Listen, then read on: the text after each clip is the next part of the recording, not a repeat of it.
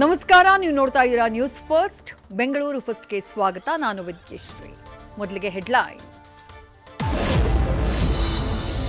ಬೆಂಗಳೂರಲ್ಲಿ ಹಾಡ ಹಗಲೇ ಎಟಿಎಂ ವಾಹನದಿಂದ ಕೋಟಿ ರಾಬರಿ, 7,11,00,000 ರೂಪಾಯಿ ದೋಚಿ ಖದೀಮರು ಪರಾರಿ.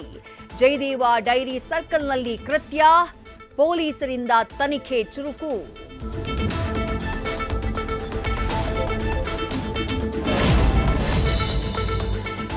ದೃಶ್ಯ 1 ಆಯ್ತು, ದೃಶ್ಯ 2 ಆಯ್ತು. ಇದು ದೃಶ್ಯ ಪಾರ್ಟ್ 3 ಸ್ಟೋರಿ.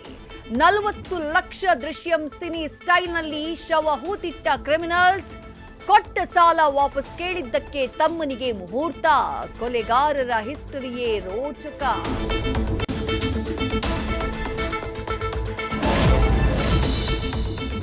ಜೀವ ಕೊಟ್ಟು ತುತ್ತು ಇಟ್ಟವಳೆ ಮಗಳ ಪಾಲಿಗೆ ರಾಕ್ಷಸಿಯಾದ್ರು.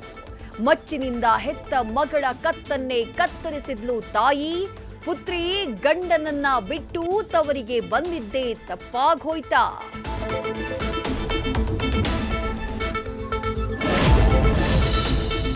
ರಾಜಧಾನಿಯ ಪ್ರತಿಷ್ಠಿತ ಮಂತ್ರಿ ಮಾಲ್ಗೆ ಬಿತ್ತು ಮತ್ತೆ ಲಾಕ್. 30 ಕೋಟಿಗೂ ಅಧಿಕ ಆಸ್ತಿ ತೆರಿಗೆ ಪಾವತಿಸದ ಹಿನ್ನೆಲೆ ಮತ್ತೆ ಸೀಸ್. ಆಸ್ತಿ ತೆರಿಗೆ ಕಟ್ಟುವುದಕ್ಕೆ ಮಂತ್ರಿ ಮಾಲ್ ಬಳಿ ದುಡ್ಡಿಲ್ವಾ?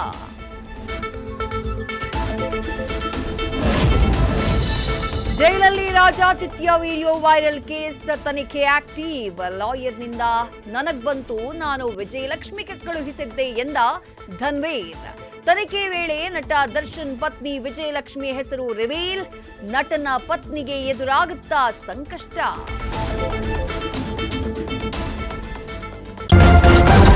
ನ್ಯೂಸ್ ಫಸ್ಟ್, ನಿರ್ಭೀತಿಯಿಂದ ನಿಮ್ಮ ಪರವಾಗಿ.